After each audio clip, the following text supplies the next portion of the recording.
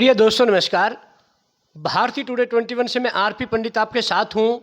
मैं इस समय करनाल से भारतीय जनता पार्टी के वरिष्ठ नेता रघुमल भट्ट जी के साथ हूं। भट्ट साहब, जिस तरह से आपने गत चुनाव में डीएससी समाज को लेकर वर्तमान सरकार का जो सहयोग किया था, उसके बाद सरकार ने भी आपको उसका उचित उत्तर दिया। उसके बारे में कल जींद के अंदर जिस तरह भव्य रैली डीएससी समाज ने की और मुख्यमंत्री का धन्यवाद किया, तो किस तरह का ये संदेश रहा और आप इससे क्या मानते हो? पंडित जी नमस्कार। आप आए, आपके चैनल के माध्यम से आपके सभी दर्शकों का आभारी हूँ, धन्यवादी हूँ। आपने बहुत बढ़िया प्रश्न किया है। माननीय मुख्यमंत्री जी ने जिस प्रकार चुनाव से ठीक पहले ये कहा था कि मेरी सरकार बनने के तुरंत बाद शपथ लेने के अगले दिन आपको आरक्षण का आधा हिस्सा मिलेगा, वो उन्होंने 18 तारीख को दिया और फिर 13 तारीख को विधानसभा में बिल ला के उस पर पूरी तरह से मोहर लगाई। अब हरियाणा की वंचित जातियों को अलग हिस्सा मिल गया है। उसके बदले में, हालांकि बदला तो मुख्यमंत्री जी ने उतार दिया, हमने उनको वोट दिया था, उन्होंने हमें दे दिया, लेकिन इन जातियों ने मुख्यमंत्री जी से आग्रह किया कि मुख्यमंत्री जी, हम प्रदेश भर के लोग बहुत भारी संख्या में आके आपका स्वागत करेंगे। कल माननीय मुख्यमंत्री जी जींद में आए, तो मैं ये कहता हूँ कि जितने भी कार्यक्रम स्वागत के पीछे हुए या आगे होंगे, इस रैली का रिकॉर्ड नहीं तोड़ पाएंगे। इतनी बड़ी रैली, और डीएससी वो उन जातियों की जिन जातियों को लोग ये समझते थे कि ऐसे ही हैं, उन जातियों ने कल इतिहास बनाया है। और माननीय मुख्यमंत्री जी ने भी दिल खोलकर उनके दिए सम्मान को उन्होंने वायदा किया कि आप लोगों ने जो मेरे सर पर सम्मान की पगड़ी रखी है, ये पगड़ी मैं शीशे में जड़वा कर पूजा के स्थान पर रखूँगा। इतना बड़ा उन्होंने वायदा कर दिया। मुझे लगता नहीं है कि मुख्यमंत्री की तरह से बोल रहे थे।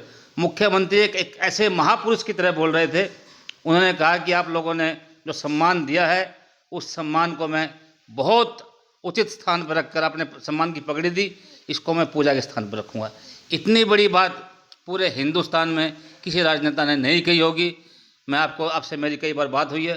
मैं हमेशा कहता हूँ कि नायब सैनी वास्तव में एक ऐसा नेतृत्व, उनके अंदर ऐसा व्यक्तित्व है जो वास्तव में हर समुदाय के लिए, हर जात धर्म से उनके लिए कुछ नहीं है। वो सिर्फ इंसानियत और समाज, और विशेषकर जो उन्होंने पाठ पढ़ा, अंतिम व्यक्ति को कैसे बराबरी पर लेके आना है, अंत्योदय का जो हमारा पार्टी का मूल मंत्र है पंडित दीनदयाल उपाध्याय जी का, उनको उन्होंने आत्मसात करते हुए आज प्रदेश की ऐसा कोई व्यक्ति नहीं है ये कह दे कि हमें किसी तरह वंचित रखा गया है।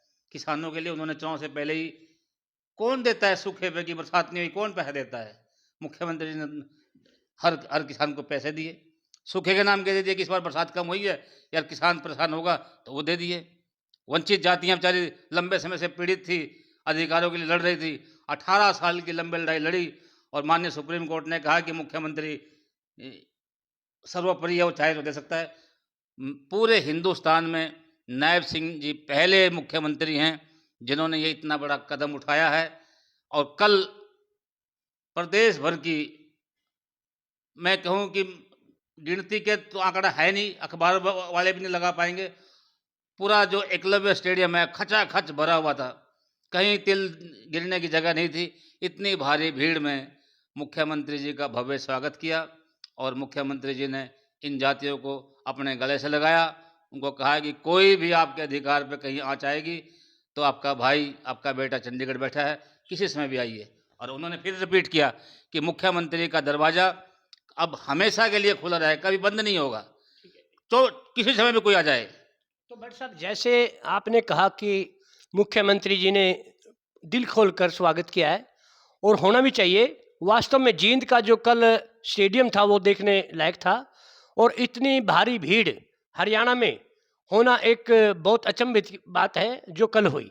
लेकिन सरकार ने, जो बीजेपी सरकार है, उन्होंने चुनाव से पहले ये कहा था कि हम 2100 रुपये महिलाओं को देंगे, 500 रुपये में सिलेंडर देंगे और 5100 रुपये पेंशन करेंगे, इस पर कब एक चर्चा होगी?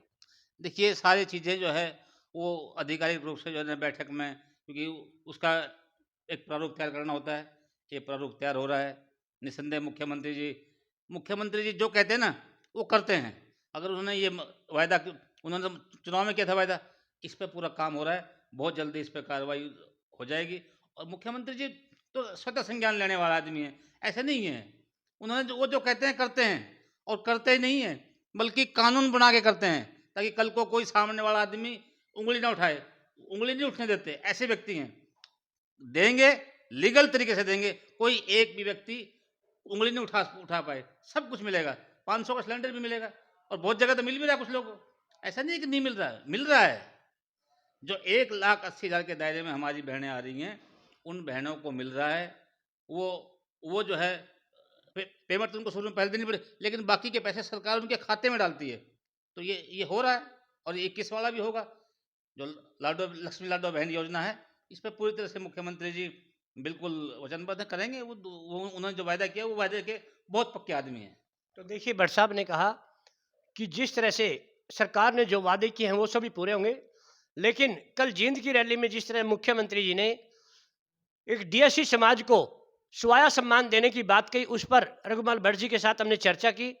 रघुमल भट्ट जी ने बहुत तहे दिल से मुख्यमंत्री का अभिवादन करते हुए यही कहा कि जो 18 साल की लड़ाई थी, उसमें मुख्यमंत्री जी ने बड़ी भूमिका निभाते हुए एससी समाज का जो एक सम्मान किया, वह हमारे लिए सर्वोपरि होगा। हम इसी तरह भट्ट साहब से पुनः बात करेंगे। तब तक के लिए जय हिंद, जय भारत।